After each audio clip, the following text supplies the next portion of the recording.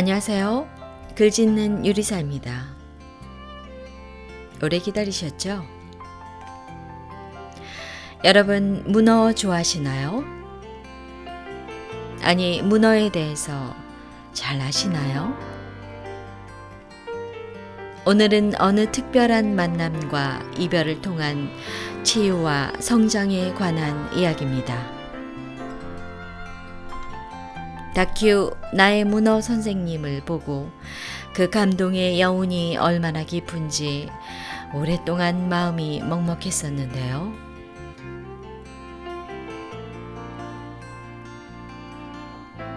한낱 식재료이기만 했던 문어를 한 생명체로서 인식하게 되는 순간 놀라운 세계가 우리에게 펼쳐집니다.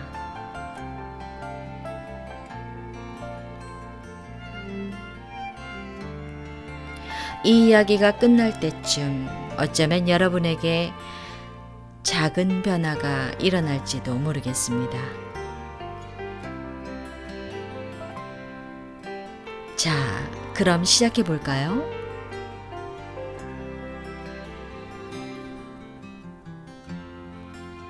여기 한 남자가 있습니다.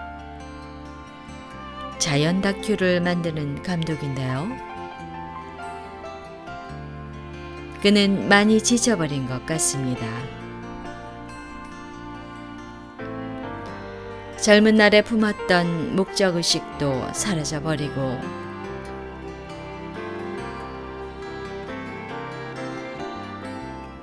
자연과 너무 멀어져 버린 자신을 깨닫습니다.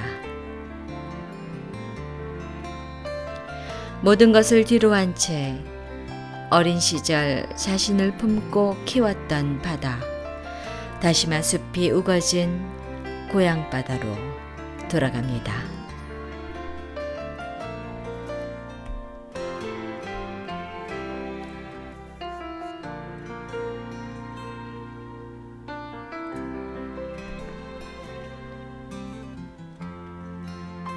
온몸의 감각이 살아나는 것을 느끼며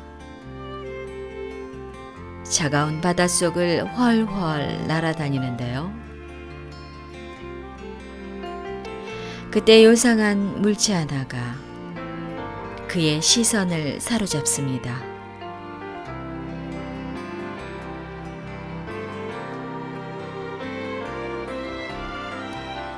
사람을 보고 놀란 암컷 문어 한 마리가 온몸에 조개 껍질을 다다닥 붙여 위장한 모습인데요. 그는 이 범상치 않는 생명체에게 매료되어 그때부터 문어를 관찰하기 시작합니다.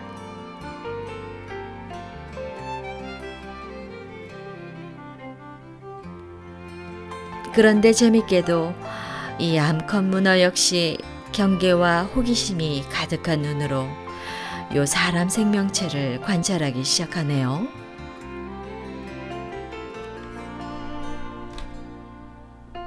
큰 바위 밑에서 몸을 잔뜩 밀어넣은 채 때로는 다시마를 망토처럼 휘감고 그 사이로 빼꼼히 그를 지켜보죠.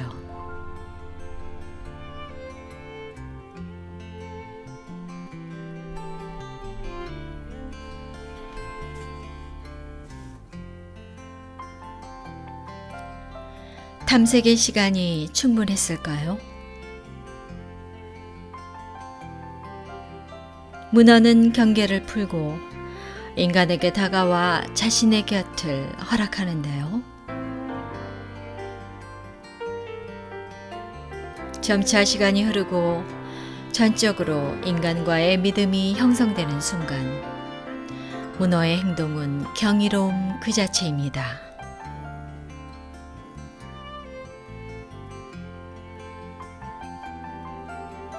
어린 강아지처럼 아장아장 따라오기도 하고 감독의 몸을 타고 올라가 가슴에 안겨 아이 컨택까지 하는데요.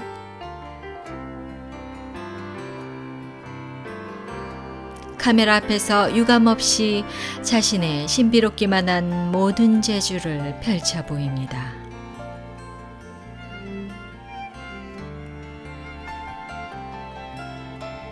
피부의 질감과 색깔이 주변에 따라 달라지고 심지어 머리에 뿔까지 자라기도 하고요.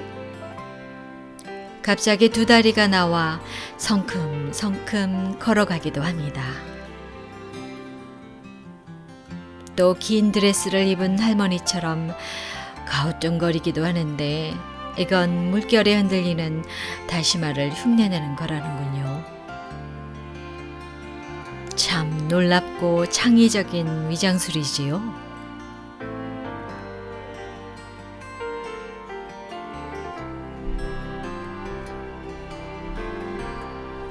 하지만 정말 놀라운 일은 여기 있습니다. 문어는 천적과 먹이 사이에서 유희도 즐길 줄 안다는데요. 물고기 떼를 잡을 듯 하면서 안 잡고 이리저리 물결에 따라 춤을 추는 듯한 행동을 하는데 허참, 얘 도대체 뭐죠? 연체동물 주제의 말입니다. 사회적 동물은 놀이를 즐기기도 하지만 지극히 반사회적 동물인 문어가 물고기와 장난을 치다니 말이죠.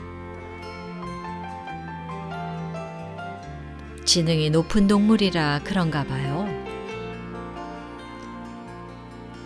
문어는 개와 고양이 정도의 지능이라 하는군요.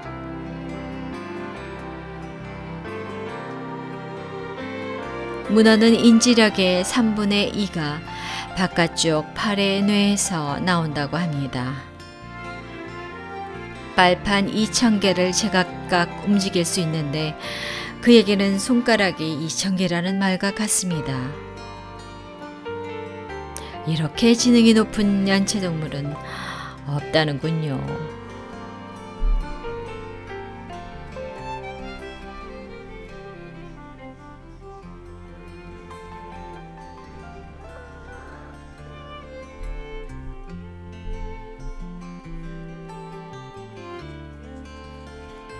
문어는 사람과 무엇 때문에 교감하는 걸까요? 도대체 인간과 교감해서 얻는 게 뭐가 있을까요? 교감의 목적, 지극히 인간다운 질문입니까?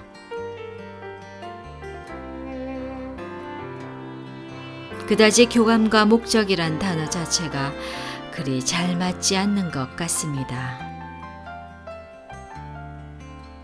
교감이란 어떤 목적도 없는 그저 순수함, 순수의식의 연결 같은 거니까요.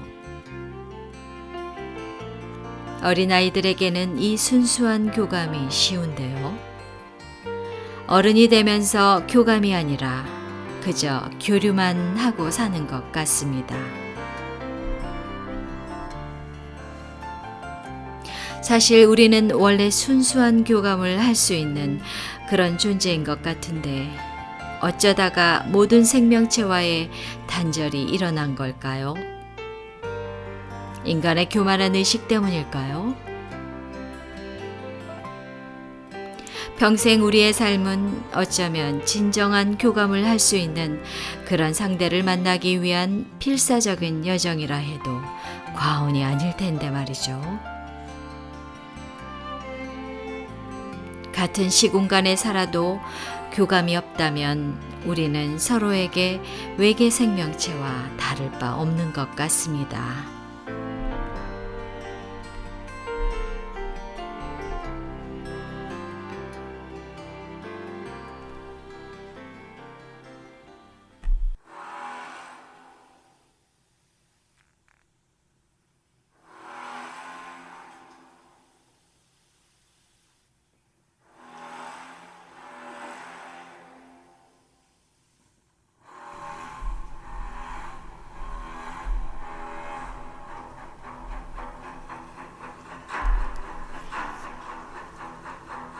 문어를 관찰하기 시작한 지 125일째 되는 날, 끔찍한 일이 일어났습니다.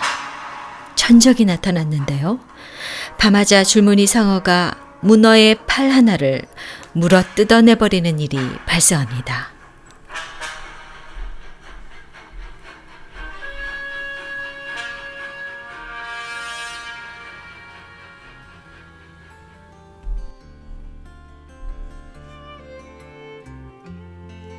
이 끔찍한 장면에서 더욱 괴로운 일은 감독이 아무런 행동을 할 수 없다는 것입니다.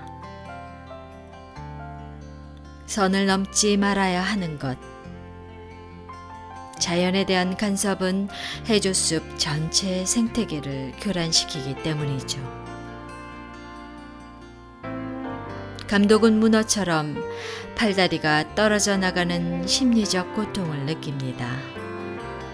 이미 문어와 깊은 교감을 나누고 있던 감독에게는 너무나 당연하겠지요. 돕지 못했다는 죄책감을 떨칠 수 없던 감독은 굴에서 먹지도 않고 허옇게 질려있는 문어를 위해 조개를 잡아다 주었지만 별 도움이 안 되는군요. 감독은 매일 찾아가서 괜찮은지 들여다봅니다. 다시는 문어를 볼 수 없게 될까봐 불안해하면서 말이죠. 그러나 일주일이 지나자 감동적인 광경을 목격하게 되는데요.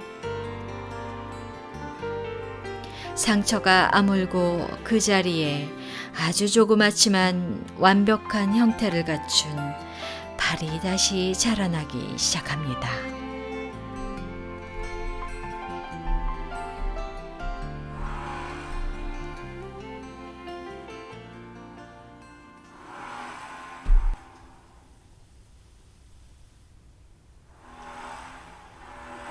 문어는 끔찍한 공격을 이겨내고 숲은 다시 평화가 오는 듯 했습니다.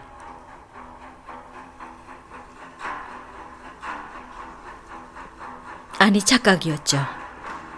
상어의 두 번째 공격이 시작되었습니다.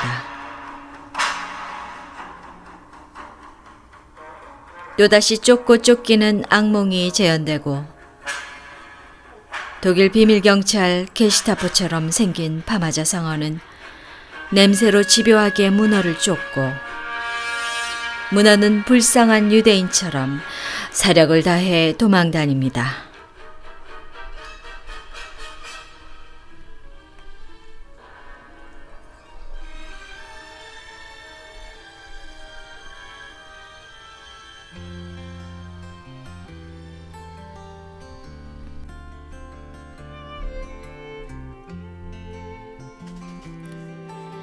끔찍한 추격전이 이어지고 문어는 과거 상어에게 당했던 고통의 시간을 잊지 않았습니다.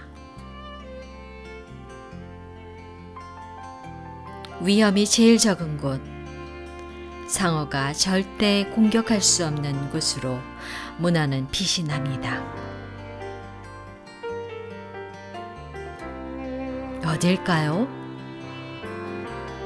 네, 바로 상어의 등 위인데요. 세상에. 빨판으로 딱 붙어서 상어가 아무리 흔들어도 소용이 없는 것 같습니다. 두뇌 싸움에서 상어가 완전히 밀린 거죠. 생사가 걸린 문제에 어떻게 저런 기지를 발휘했을까요? 연약한 자신의 몸을 천적으로부터 지켜내기 위해 진화한 결과이겠지요.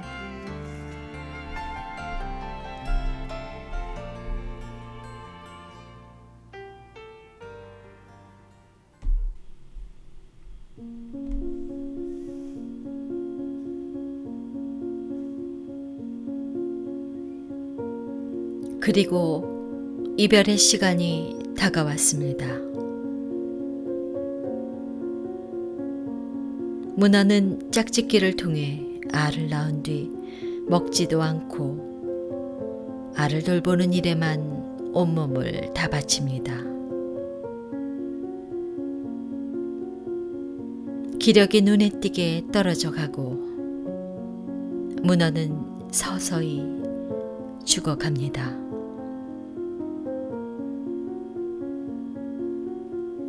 알이 부화하는 날에 맞춰 죽음을 맞이하는데요. 수십만 개의 알이 전부 부화하고 겨우 숨만 붙어 있던 암컷 문어는 굴 밖으로 쓸려 나와 물고기에게 뜯기다가 결국 상어가 물고 사라져 버립니다. 감독은 아무것도 할 수 없는 무너지는 고통을 느끼며 문어의 마지막을 봐야 했습니다. 그는 빈 껍데기처럼 허옇게 죽어가는 문어를 지켜보며 마지막으로 얼마나 가슴에 안고 싶었을까요? 하지만 여기에서도 감독은 선을 지켜냅니다.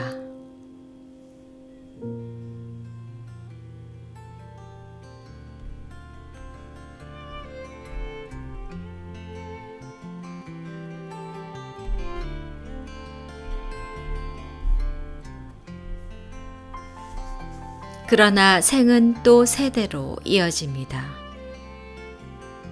그는 죽은 문어의 새끼일 수도 있는 아주 작은 문어를 발견하는데요. 감독은 문어를 다시 만난 것처럼 기뻐합니다.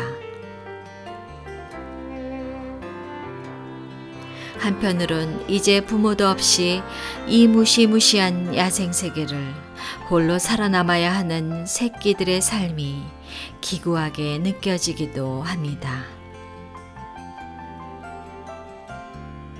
유전자 속에 새겨진 기억에 따라 철저히 부딪혀가며 살아가야 하죠.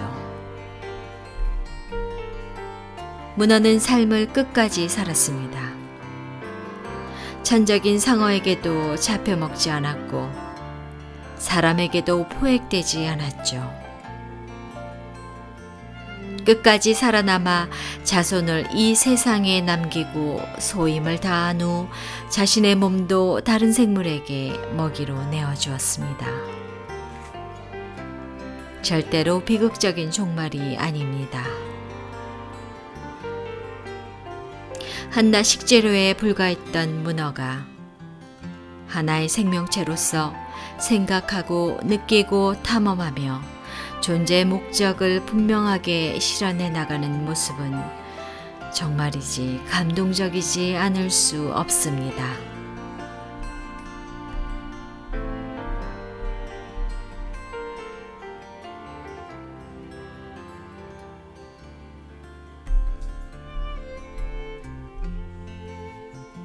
암컷 문어 덕분에 자연의 소중함을 깨닫고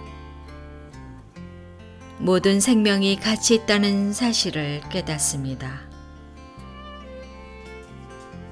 우리 역시 자연의 일원이라는 소속감도 느낍니다.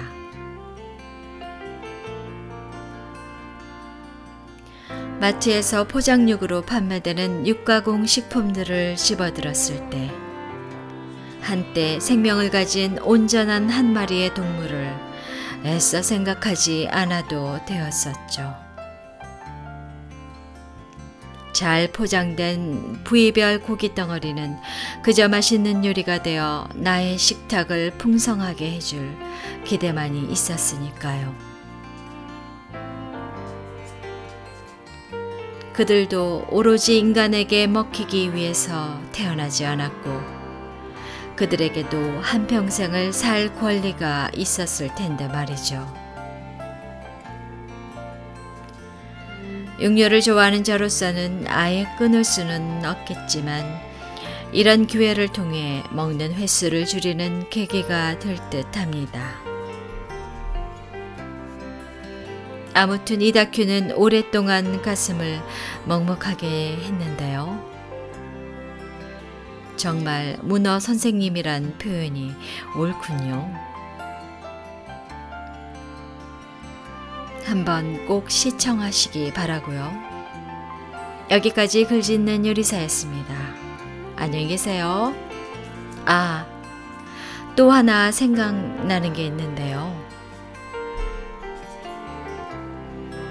문어가 위험에 처했을 때, 그리고 감독이 문어의 마지막을 보았을 때, 감독은 생태계 교란을 막기 위해 문어를 돕지 않는 장면이 있죠. 선을 지키기 위해 고통을 감수하면서 말이죠. 전 이런 생각을 해봅니다. 만약 우리를 만든 신이 있다면, 물론 저는 종교는 없는데요. 만약 그 신이 호기심으로 혹은 심심해서 우리를 만들었다가 흥미가 사라지자 우리의 존재를 잊어버린 게 아니라면, 감독이 선을 지켰던 것처럼 신도 우리 인간계에서 일어난 일에 절대 간섭하지 않는 게 아닐까. 냉혹하고 잔인한 신이 아니라 오히려 고통스럽게 선을 지키고 있는 신이 어쩌면 존재하고 있는 것은 아닐까. 그러니까 신이 존재하면서도 세상이 불행한 건 선을 지키고 있는 신이 있을지도 모르겠습니다.